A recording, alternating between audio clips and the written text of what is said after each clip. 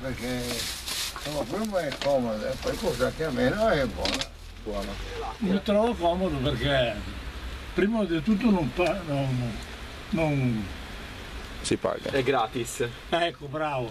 E poi la casetta costa molto meno di andare a prendere Ah, al ok, supermercato. viene qua a prendere l'acqua. No, io passo di qua Ah. e la prendo. Penso che sia migliore di quella di casa. Però che la facciano pagare mi dà fastidio. Perché Ok. prima era gratis. Sì. La frizzante la fanno pagare. Invece l'acqua. Perché abito a 2 passi da qua.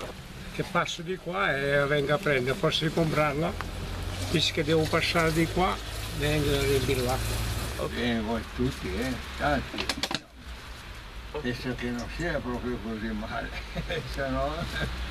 Va benissimo, grazie mille. Grazie.